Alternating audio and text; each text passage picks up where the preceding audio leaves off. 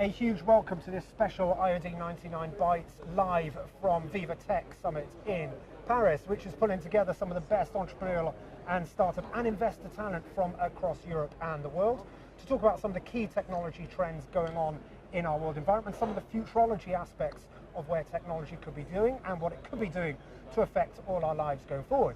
The IoD has brought a delegation of 15 awesome 99ers who represent some of the best entrepreneurial talent from across the UK out to Paris to do networking, to get some inspiration, to share ideas, and hopefully pick up a bit of new business as well.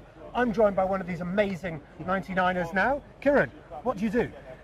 My name's Kieran Hope. I'm the Managing Director of Air Control Tech, which is a UAV business which operates in the oil and gas space. Fantastic. And UAV, what does UAV stand for? So UAV stands for Unmanned Aerial Vehicle, which is also known as a drone. Fantastic. Yeah. So it's sort of a practical use of drones within a certain sector rather than the generalistic stuff you see in Matlan and stuff like that. Yeah, so when we first started the business, we looked at visual inspection, and one of the problems really for us was we couldn't afford it. It was £60,000 in the year, and we couldn't afford it. And then when we looked at it closer, it didn't quite fit the purpose that we needed the UAV to achieve. So that's where we became designers and manufacturers of the equipment itself, and we then later got some funding to develop and further platforms. Awesome. And startups talk a lot about funding.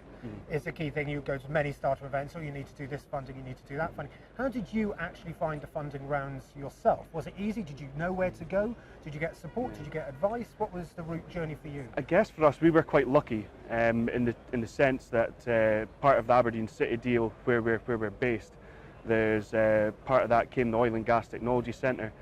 There was £180 million of funding, which was match funded by operators as well, taking the total to roughly about £360 million.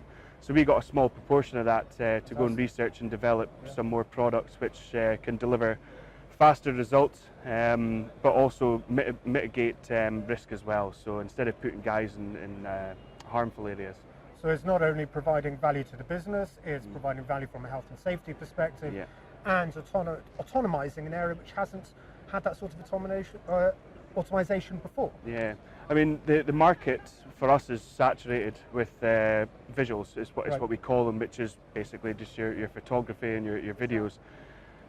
We wanted to go into that space, but we knew there was going to be something that needed to push for us to get into there, and that was the innovative solutions and thinking outside the box, going over and above what was already there. And that's why we came up with the ideas that we did and went for funding. And I know when we were chatting earlier, a key aspect has been speaking to your customers, listening to your customers' needs, and also educating a sector where, to be honest, drone technology hasn't been around all that long. We're talking like 40 years ago, it was sort of a person in a balloon or a person in a helicopter or a person on a rib. Now you're sort of providing a completely new solution to a sector which hasn't had it. And I guess the education side must be quite challenging sometimes. Yeah, it's just been a bit of a long journey in terms of the legislation as well. From the CAA, they've brought out some new legislation. We have to remain within our remit of that as well. I now actually sit at the committee level in BSI, so introducing standards for drone operations and manufacturing in the UK, and more recently ISO over in the States in the end of June. And it's because from being very much an outsider and going to your every sort of toy shop now, going to seeing a drone and stuff like that isn't what you produce. Something you were talking about earlier is you have the sensor and you create the drone around the sensor. Yeah. So for offshore oil and gas, it's hard to reach areas, and what we look at is North Sea's extremely windy. We need to have a drone that can operate in certain wind. But again, the over-the-top solutions, the OTT solutions is what we call them, and it's getting more for your money. So if we put a drone out there, we want to be able to put a drone out there that can do X, Y, and Z, not just X. So it is providing a multi-purpose solution to a problem where there is an opportunity to scale and plug in and grow and that sort of thing. I mean the data that we capture is valuable. Of course, it's valuable, but looking forward, the product itself is valuable because it's capturing the data, which then gives the added value at the back end. Brilliant. And you're part of the UK delegation here to VivaTech. I am. First day, How are you finding it so far? It's actually been really good. Apart from the queuing, I should say. For everyone watching, the queuing has been certainly a challenge. We don't queue like the Brits here. We really don't stick to queues here. It's just sort of everyone for themselves. Can I let you in a little secret? Yeah, go for it. It only took me 5 minutes to get in. I went in another gate. I know there's another delegate that took an hour and a half to get in, so for God's sake, don't tell them. But how are you finding the overall summit experience? Yeah, it's been good. I wasn't really quite sure what to expect. Obviously, I won the through the competition to come here, and it was funded. So great to be part of the 99 delegation to come. For me, it was an opportunity to, again, look at technology that we don't normally see in oil and gas and how we can apply other technologies into drones and integrate it. I've already got 2 business cards of technologies which I'm going to go back to Aberdeen with Awesome. at the end of the week and look to touch base with them.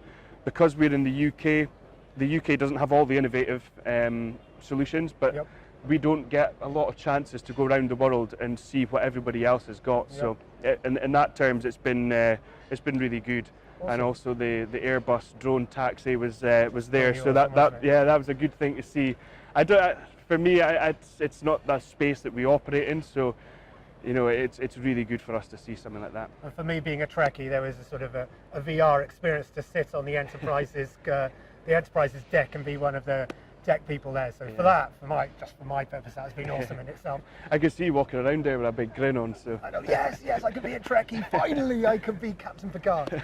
Anyway, enough of the nerdy Trekkie stuff. Yeah. Kieran, thank you so much indeed. Thank you so much for watching. This is one of a number of special 99 Bites we're doing from here, and you'll hear from a number of different 99ers from not only their insights from the summit itself, but also what their businesses are doing, where they're going, and some of the key lessons they're learning along the way. So thank you very much for watching, and again, Kieran, top work. Thank you very much, buddy. Cheers.